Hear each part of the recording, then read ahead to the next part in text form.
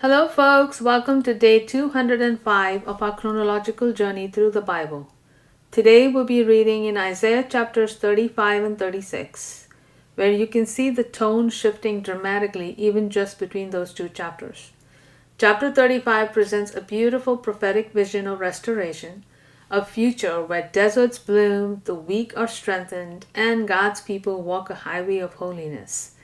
A beautiful picture. But immediately afterward, chapter 36 brings us back into the historical narrative as the Assyrian army is now threatening Jerusalem during the reign of King Hezekiah. This transition shows the connection between prophecy and history. Isaiah's message of hope stands alongside the real-life crisis that Judah was facing at that very moment. Let's start in prayer.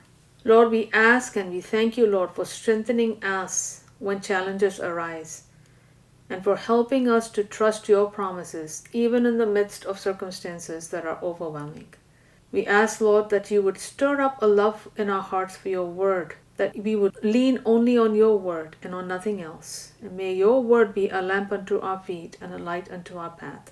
In Jesus' name we pray, amen. Alright, let's jump into Isaiah chapter 35. The wilderness and the dry land will be glad. The desert will rejoice and blossom like a rose. It will bloom profusely and rejoice with joy and singing. The glory of Lebanon will be given to it, the splendor of Carmel and Sharon. They will see the glory of the Lord, the splendor of our God. Strengthen the limp hands and steady the feeble knees. Say to those with anxious hearts, be strong, do not fear. Behold, your God will come with vengeance. With divine retribution he will come to save you. Then the eyes of the blind will be opened, and the ears of the deaf unstopped. Then the lame will leap like a deer, and the mute tongue will shout for joy. For waters will gush forth in the wilderness, and streams in the desert. The parched ground will become a pool, the thirsty land springs of water. In the haunt where jackals once lay, there will be grass and reeds and papyrus. And there will be a highway called the Way of Holiness. The unclean will not travel it, only those who walk in the way, and fools will not stray onto it. No lion will be there, and no vicious beast will go up on it. Such will not be found there, but the redeemed will walk upon it. So the redeemed of the Lord will return and enter Zion with singing, crowned with everlasting joy. Gladness and joy will overtake them, and sorrow and sighing will flee. Chapter 36. In the 14th year of Hezekiah's reign, Sennacherib, king of Assyria, attacked and captured all the fortified cities of Judah. And the king of Assyria sent the Rabshakeh with a great army from Lachish to King Hezekiah at Jerusalem. And he stopped by the aqueduct of the upper pool on the road to the launderer's field. Then Eliakim son of Hilkiah, the palace administrator, Shebna the scribe, and Joah son of Asaph the recorder went out to him. The Rabshakeh said to them, tell Hezekiah, this is what the great king, the king of Assyria, says. What is the basis of this confidence of yours? You claim to have a strategy and strength for war, but these are empty words. In whom are you now trusting that you have rebelled against me? Look now, you are trusting in Egypt, that splintered reed of a staff that will pierce the hand of anyone who leans on it.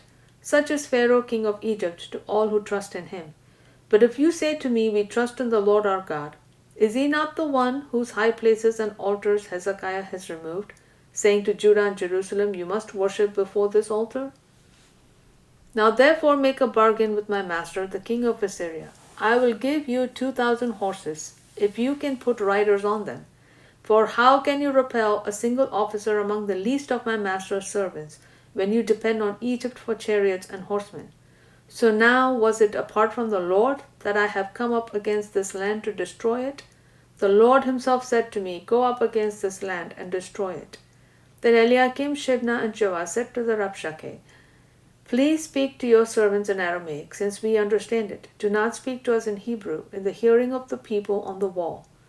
But the Rabshakeh replied, has my master sent me to speak these words only to you and your master, and not to the men sitting on the wall, who are destined with you to eat their own dung and drink their own urine?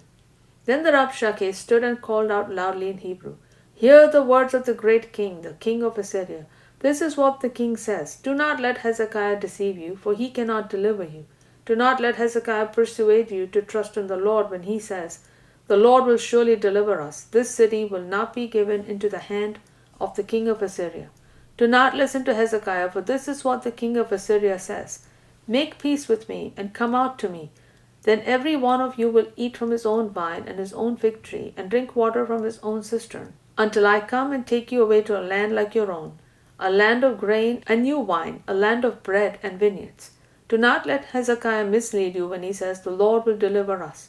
Has the God of any nation ever delivered his land from the hand of the king of Assyria? Where are the gods of Hamath and Arpad? Where are the gods of Sepharvaim? Have they delivered Samaria from my hand?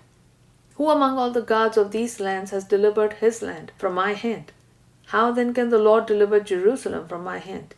But the people remained silent and did not answer a word, for Hezekiah had commanded, do not answer him. Then Hilkiah's son Eliakim, the palace administrator, Shebna the scribe, and Asaph's son Joah, the recorder, came to Hezekiah with their clothes torn, and they relayed to him the words of the Rabshakeh. So you see, folks, as I said in the introductory segment, Isaiah 35 offers one of the most beautiful pictures of restoration in the Old Testament, right? With the imagery of deserts blooming and the blind seeing. All of that imagery points forward to the healing and renewal that would ultimately come through the Messiah. But chapter 36 quickly returns us to reality. The Assyrian army surrounds Jerusalem, and the Assyrian commander mocks Judah's faith in God. This moment becomes truly a test of trust. Would Judah rely on military alliances and fear, or would they trust in God's promise of protection? The contrast between chapters 35 and 36 is intentional. God's promises of restoration exist alongside real-world challenges. Faith does not eliminate difficulty, but it anchors hope in the middle of it. So reflect on these things, and with that we'll close for today, and we'll see you again tomorrow for day 206. God bless you all.